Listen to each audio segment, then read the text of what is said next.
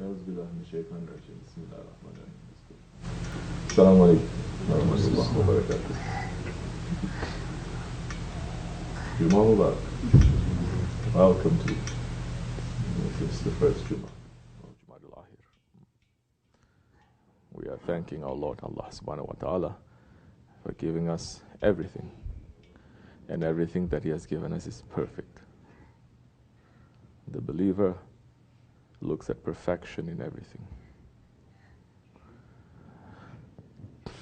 Everything that Allah subhanahu wa ta'ala has created, it is perfect.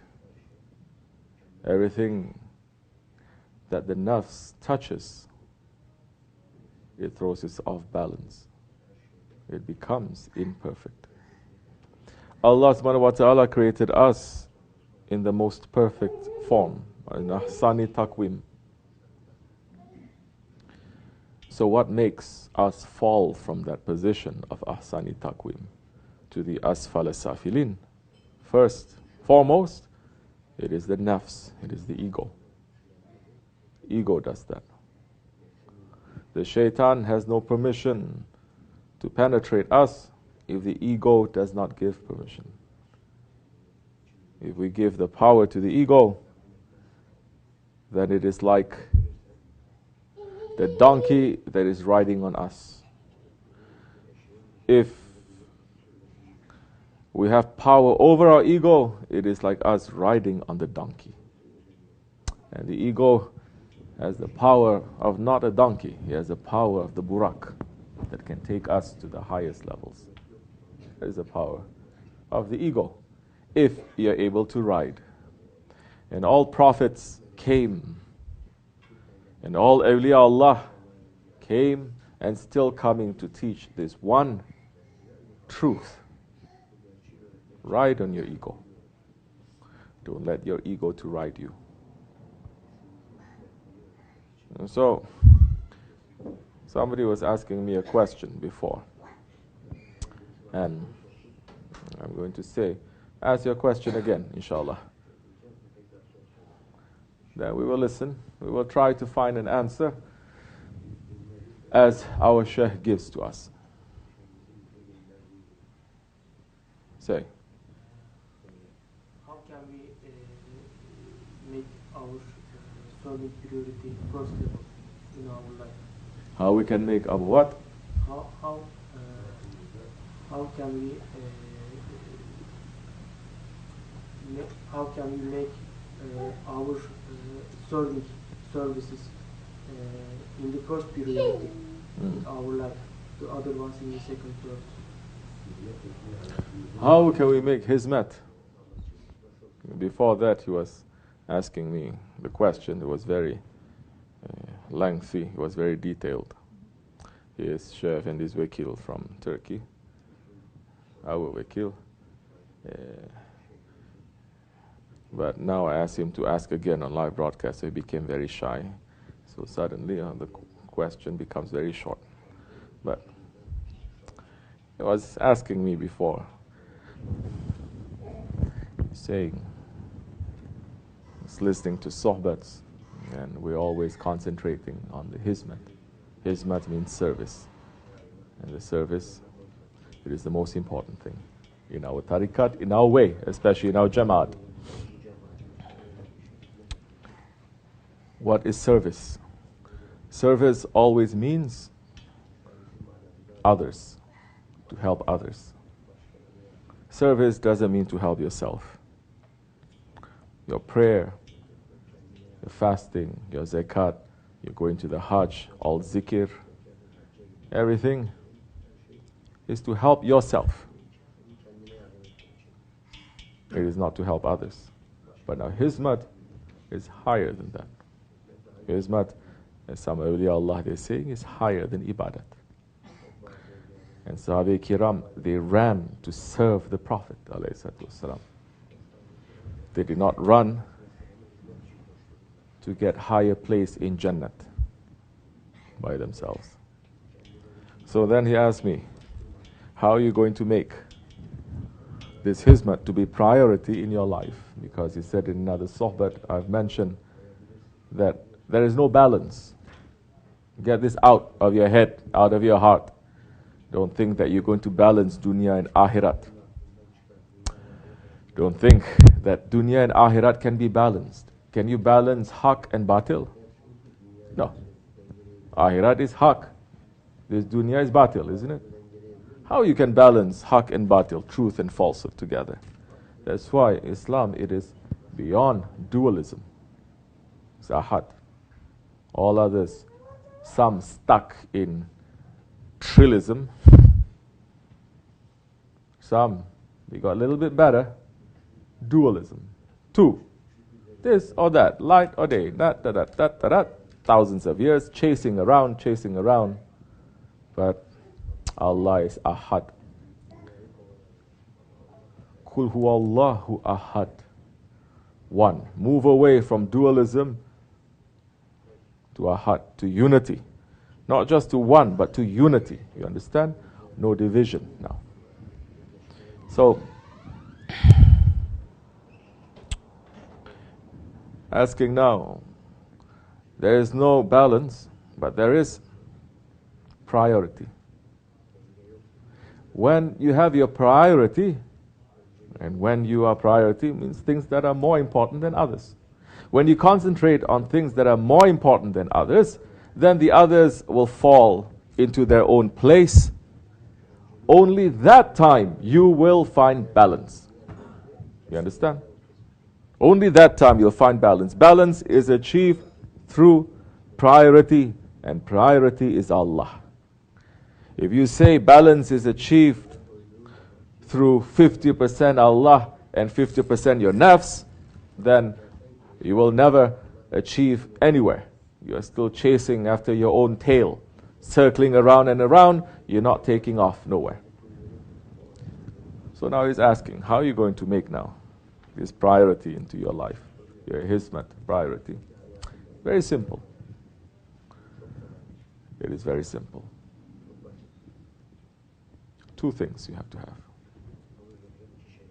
First, you have to have a sincere intention. Sincere intention. What is that intention? That the work that you are doing, it is for the sake of Allah. I say sincere because so many can say, oh, I'm doing everything. They're living their life, selfish lifestyle. But they say we're living for Allah.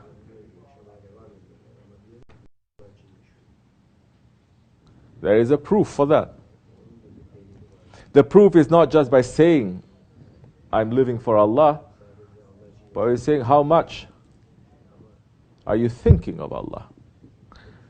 And if you think, you are going to do. And once you start doing, you're going to do more. So it's not just by thinking. It is, everything has a proof. The Sahaba Kiram, they proved their whole lives. Our grand sheikhs, the awliya Allah, the salihin, they showed. And that proof is in sacrifice. But the murid, the believer, the mu'min, is not going to look at it as sacrifice. It's not as if, oh, I have this and I give it up to Allah. That is also wrong. That is also very selfish. That is also from a very low level. What belongs to you?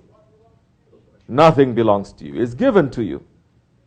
Everything that we have, from our children to our wealth, to our life, to our faith, it is a trust, isn't it? It is an amanat. Did we make ourselves to come into existence? Did we make a deal with Allah to say, okay, when I'm created, I want to be a man, not a woman. I want to become a woman, not a man. I want to be white, not black. I want to be yellow, not brown. Did we? No. Everything is given. We do not even control our breath. Correct? And those who think that they can control their breath, they're completely empty heads.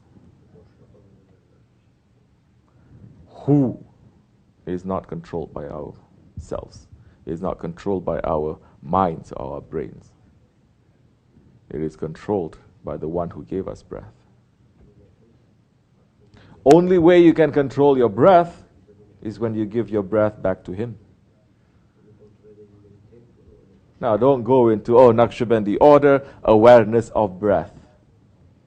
You're not even aware how you are breathing when you're making a zikr 10 minutes a day, 5 minutes a day.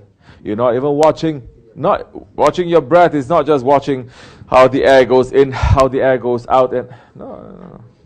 It is not. That is still a game. So now, everything is given to us as a trust.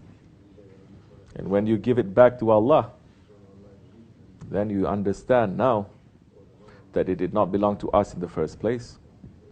And astaghfirullah for laying ownership, claiming ownership of it. It is not ours. So, now, how are you going to make that priority? Sincerity. Then, sincerity means, like you have your glasses. Sincerity means, like I'm seeing Shaykh Effendi, he's always cleaning his glasses. His glasses are never dirty. Never. But he's always cleaning them. When he takes them out and he cleans them, he wipes them. That is sincerity. You do something and you check what you're doing, you're not happy with it. And you do it again. And you do it more beautifully. And you do it again. And you do it again. It is not to achieve perfection. It is not perfection. It is not to make something perfect. That is also ego. But to make it more beautiful. And to get rid of those things that is going to make it less beautiful. If you're doing this for the sake of Allah, then that is sincerity. So sincerity is always looking. You make the intention. Look at your intention again. Is the intention correct? Is the action according to the intention? Or are you making one intention, the action is completely different? Majority of Muslims are like that. They say something and they do something else. You make an action. You look at your action. Is that action good? Is it better? Is it better than it was yesterday? Is tomorrow going to be better than today? This is all sunnah. This is putting the hadith and the lifestyle of the Prophet into any work that you're doing. So you look at intention, number one, sincere intention, and the believer is never satisfied.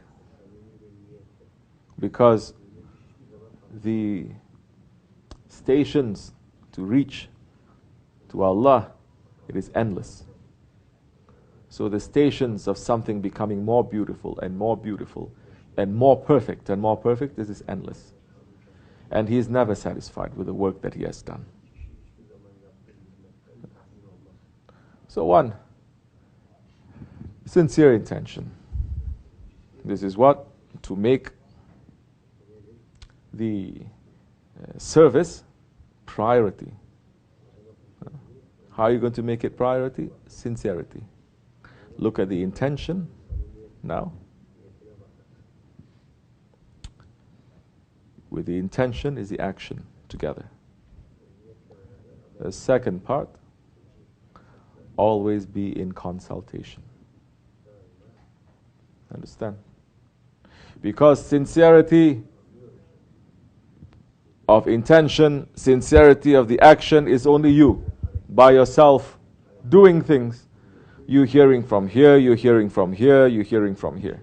You're reading this sohbat, you're reading this ayat, you're reading this hadith. And you are going according to your experience, according to your knowledge, according to things that you pick up here and there, according to science. So everything is coming to you.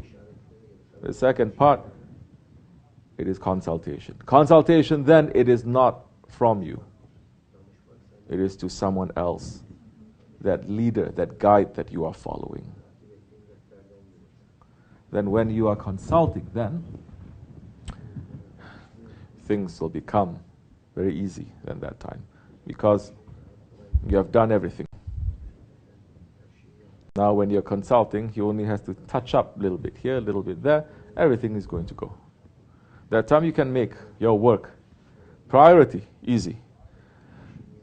Maybe something very simple that you are doing. So many people, I'm getting sometimes, getting so many questions. How are we going to serve Dargah? How are we going to serve Dargah?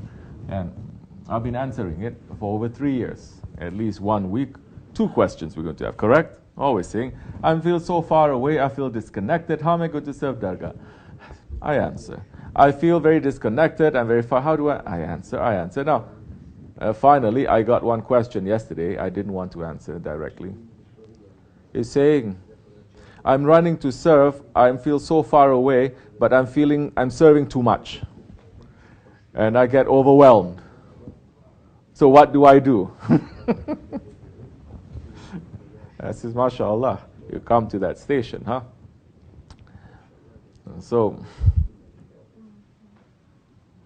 once you start consulting, then maybe that guide is going to tell you, take everything and go to this direction. Although you think it's another direction, and you are going according to your understanding, you are not deviating, but now he's going to add something, and you are ready now, you can take off.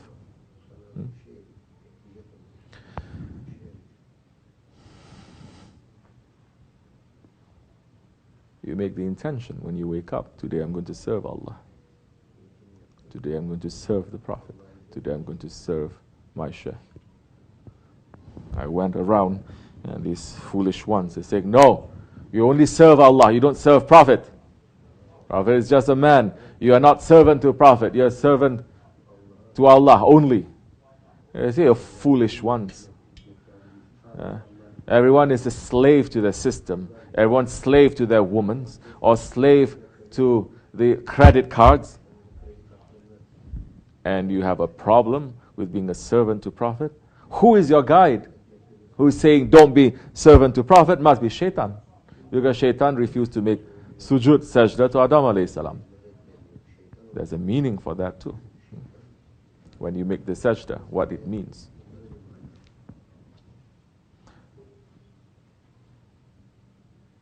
Definitely your role model is not 124,000 Sahabis. All of them. They are beyond saying we are servants to Prophet. They say, we ransom our children and our parents for you. So that one, ego is shaitanic. Praying 5 times, may even do zikr and everything, but ego is shaitanic. Because if you cannot obey the Prophet, then definitely you cannot obey Allah. To obey the Prophet, Allah subhanahu wa ta'ala is saying what? Obey your rightly guided leaders. Obey your rightly guided leaders. That way you can obey the Prophet. That way you can obey Allah. This is an ayat. But obey your rightly guided leaders, that they are the ones teaching you about Prophet. Alayhi salatu wasalam. Doesn't mean you just obey any leader. Those ones is teaching you and bringing you closer to the Holy Prophet. Alayhi salatu wasalam. That way, the connection, it is easy, it is strong. So you make that intention. Then you look at your intention, you look at your action, you consult. Then that time, it can be 1 million people having 1 million different things that they can do. One can work in a barn, the other one can be a doctor, one can be a king, and the other one can be a road sweeper. They all have work to do in the service of Allah. And that Shaykh must be able to reach to everyone and give to everyone what they need. So, to know your work too.